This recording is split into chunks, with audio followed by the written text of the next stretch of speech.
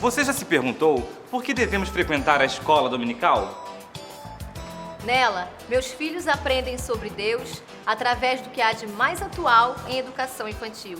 É importante para nós porque temos que tomar muitas decisões durante essa fase da vida.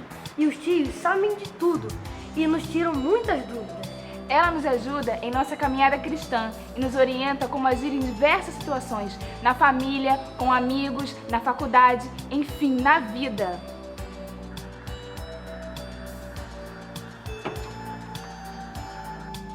Como pastor, percebo que é um auxílio indispensável para que a igreja possa alcançar cada dia mais um elevado nível de maturidade espiritual.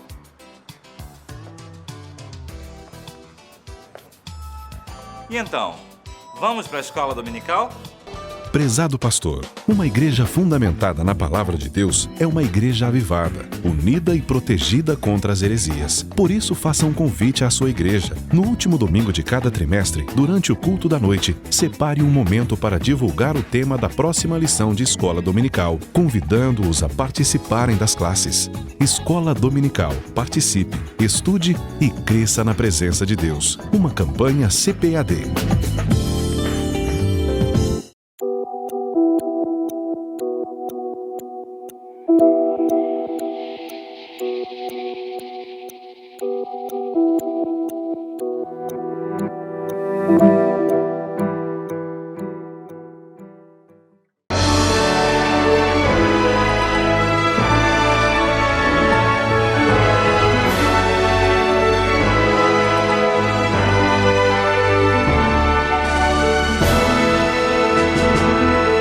Subsídios. Lições Bíblicas Jovens. Lição 13. O jovem e a lei do amor. Que a paz do Senhor esteja presente na sua vida. Chegamos à última lição do trimestre. Foi muito bom caminhar com você. Espero que tenha sido bom para você também.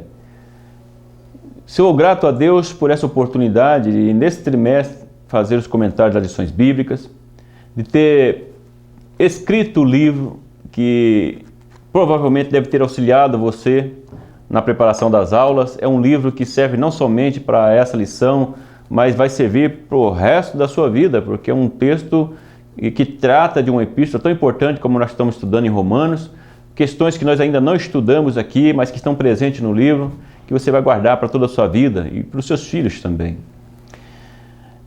Nós estudamos as 12 lições e agora fechando a última lição, o jovem e a lei do amor.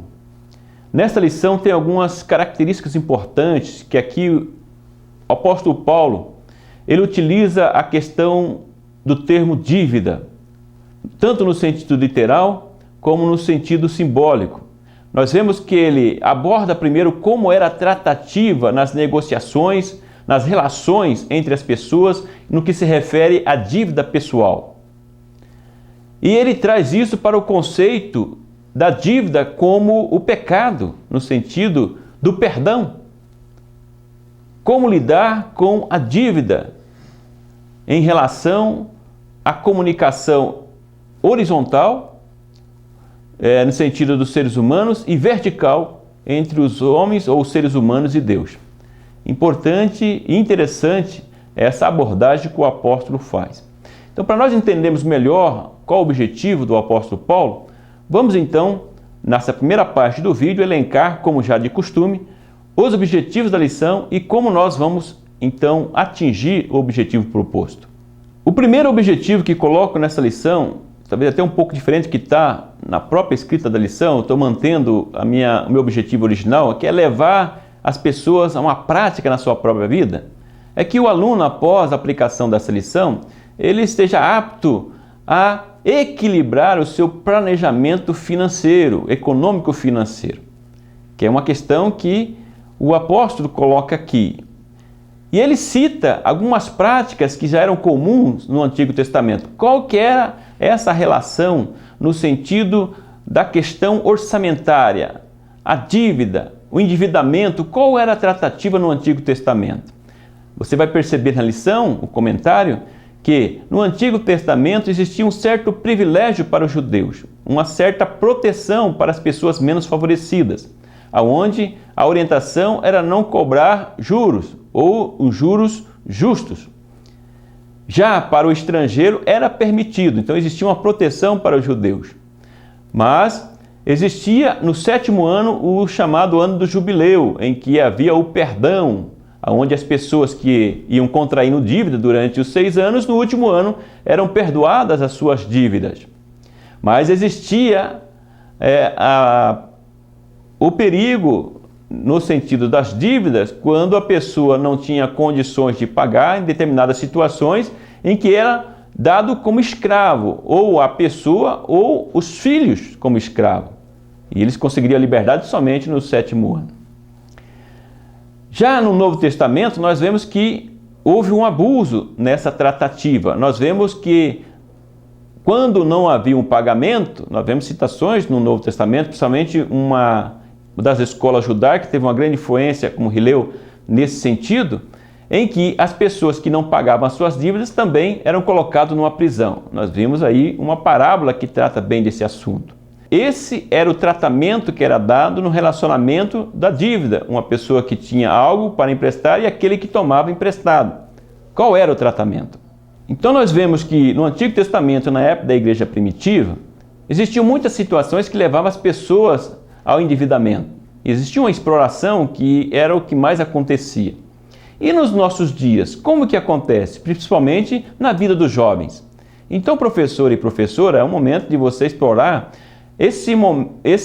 essa prática desse sistema capitalista que nós vivemos hoje atualmente com o consumismo, aonde o ter, muitas vezes, fala mais alto do que o ser, e as pessoas valorizam mais o objeto, as coisas, do que o próprio ser humano. As pessoas parecem ter uma necessidade de ter, e isso enche, muitas vezes, o seu ego, muitas vezes um trauma que ele tem, e que pode acontecer, em especial, na idade da juventude, que são mais influenciáveis, porque a pessoa mais experiente ele consegue se controlar mais. Essa é a tendência, não necessariamente em todo sentido, mas é também uma boa oportunidade nós trabalharmos essa questão do consumismo, que ilude as pessoas, principalmente com a mídia, ainda as pessoas acabam comprando mais do que têm.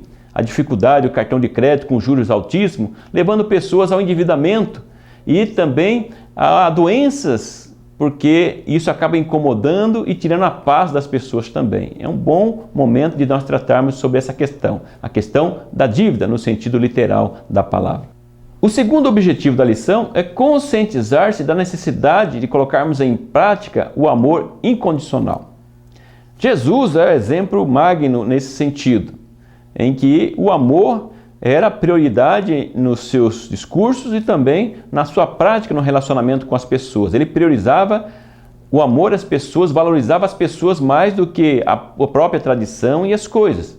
É um grande exemplo para nós utilizarmos o exemplo de Jesus, os ensinamentos de Jesus, para levarmos os alunos e alunas a uma reflexão nesse sentido. Também o exemplo do apóstolo Paulo, aqui na própria epístola, aonde aquele que é servido ama a quem o serve. Nós vemos que o apóstolo, no início da epístola, ele demonstra ali o cuidado com os judeus que estavam passando grande necessidade, onde ele passava arrecadando bens, arrecadando mantimentos para levar para Jerusalém, porque eles estavam passando por uma grande necessidade. Aqueles que deram apoio, que o ajudavam, agora ele estava retribuindo. Também com isso, nós temos que tomar o cuidado em dizer, em ensinar, que não é no sentido de uma retribuição. Devemos reconhecer quem nos ajuda, mas também devemos ajudar quem não nos ajuda. Isso é o que o Jesus também ensina. E não podemos aqui de fazermos então uma comparação no sentido espiritual, como por exemplo a oração do Pai Nosso, Mateus 6:12, aonde Jesus ensina que nós devemos perdoar quem nos tem ofendido, assim como Deus nos perdoa. Então aqui faz-se uma alusão, porque o apóstolo vai trabalhar também com essa questão da necessidade do perdão na horizontal para recebermos o perdão na vertical. Então é uma grande responsabilidade nossa quando nós lidamos nos nossos relacionamentos no sentido do perdão. Queremos ser perdoados por Deus, nós devemos perdoar o próximo também. Tem uma parábola que eu coloco aí nas lições bíblicas, que é importante você enfatizar bem para tratarmos esse assunto da necessidade do perdão também na horizontal para obtermos o perdão na vertical. No versículo 9, o apóstolo diz: amarás a teu próximo como a ti mesmo, fazendo uma citação do próprio Antigo Testamento. É como se fosse um resumo de como você deve se comportar e reger todas as suas ações por meio do amor. E ele, no próximo versículo, ele fala que quem ama não deseja o mal para as outras pessoas. Então, se você é regido, controlado pelo amor, você então, entre aspas, vai cumprir toda a lei. É quando aqui o apóstolo faz uma comparação, trazendo para nós a importância do amor. É nesse sentido que ele está colocando em todas as ações, as nossas reflexões, os nossos relacionamentos, nós temos que analisar que o que está sendo priorizado é o amor ou as nossas próprias vontades e os nossos interesses. Então, ele prioriza e coloca a lei do amor acima de tudo. Valorizar mais o ser humano e os relacionamentos do que as pessoas e as questões que nós muitas vezes queremos ter como ganhas. Vamos então à segunda parte, o momento de interação com o autor. Caro professor e professora, eu coloco aqui como uma leitura obrigatória o Sermão do Monte, Mateus 5 a 7. São 3 capítulos que é muito importante você ler. Provavelmente o apóstolo Paulo teve acesso a esse discurso de Jesus. Isso era popular no meio cristão. E ele utiliza nas suas argumentações aqui a base do Sermão do Monte. Por isso é importante você fazer esta leitura, que nós vemos que esse sermão se resume na lei áurea: amarás a teu próximo como a ti mesmo. Considerando o contexto em que a influência judaica era muito forte e continuavam considerando a lei e os rituais como algo muito importante, foi um grande choque ouvir o que o apóstolo Paulo estava dizendo, que a lei se resume na lei áurea: amarás o próximo como a ti mesmo. Isso vem mais reforçar a doutrina da justificação pela fé que Paulo estava colocando e também a questão da santificação e a nova vida que a pessoa justificada tem, priorizando o amor nas suas relações e não a lei. Porque nós vemos que na relação de Jesus com os judeus, os mestres judaicos, nós vemos que Jesus deixava bem claro que o amor à pessoa era mais importante do que a tradição e a própria lei. A lei foi feita por causa do ser humano e não o contrário. Por isso, a importância da leitura de Mateus 5 a 7, o Sermão do Monte, para nos ajudar a entender essa relação e a afirmação do apóstolo do resumo da lei pela lei áurea: amarás a teu próximo como a ti mesmo. Caro professor e professora, na orientação pedagógica aqui, eu deixo uma dinâmica apropriada, ao meu ver, para o tema, chamada desejar ao próximo o que deseja a si mesmo. Agora, é importante enfatizar que você não poderá, ao início da atividade, dizer o título da dinâmica. Simplesmente dizer que vai aplicar uma dinâmica e vai precisar separar ou dividir o grupo em 2 grupos menores. Então, a classe vai se dividir em 2 grupos. E você vai pedir para que os grupos escrevam de preferência alguma atividade, qualquer coisa que ele gostaria que o outro grupo fizesse. Então, cada grupo vai colocar uma atividade, atribuir uma atividade para o outro grupo fazer. De preferência, como já disse, que ele escreva e depois você vai pegar a descrição de cada grupo e vai ler em voz alta o que um grupo está pedindo para o outro grupo fazer. Feito isso, aí então você vai dizer qual é o título da dinâmica. Como já disse, desejar ao próximo o que deseja a si mesmo. Ao você dizer o título, eles provavelmente já vão entender aonde você quer chegar. Provavelmente não será necessário que os grupos realizem a atividade que foi estipulado pelo outro grupo, porque só na leitura você já poderá fazer a aplicação prática o conceito ou a ideia que você quer trazer através dessa dinâmica. Porque a tendência natural daqueles que não conhecem essa dinâmica é colocar uma atividade difícil para o outro grupo fazer, ou que vai procurar expor o outro grupo. Essa é a tendência natural quando se aplica essa dinâmica. E aí a pessoa vai refletir, se ela desejou o mal para outra pessoa, aquele mal estava voltando para ela mesma. É o momento de refletir. Se porventura um dos grupos ou os dois grupos definirem uma atividade boa para outro grupo, ou procurando trazer uma coisa fácil sem querer prejudicar, é o momento de você elogiar essa atitude. Mas após essa atividade, faça a seguinte reflexão que eu deixo para você aí na revista também. Essa reflexão faça como pergunta para as pessoas que participaram e, de preferência, que você possa ouvir as considerações delas. São as seguintes questões que eu deixo para você levar aos seus alunos a refletirem. Se você soubesse que o seu próprio grupo fosse executar a atividade, teria sugerido a mesma? Qual o nosso comportamento como cristão na nossa rotina diária? O resultado dessa dinâmica foi semelhante ou difere o mandamento de Jesus para amar o próximo como a ti mesmo? Então, feito essas questões, as pessoas vão fazer as suas considerações e você vai poder explorar o tema desta lição. Uma prática que vai facilitar o aprendizado e aí os alunos vão levar para a vida, porque a dinâmica vai auxiliar o aprendizado.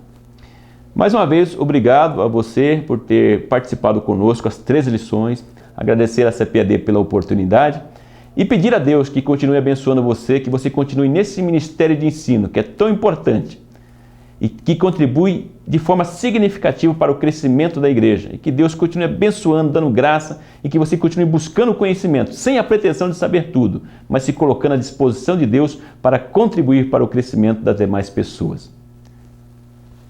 Que o grande e infinito amor de Deus, que a graça e a paz do nosso Senhor e Salvador Jesus Cristo, que a comunhão e a consolação do Espírito Santo esteja com você hoje e sempre.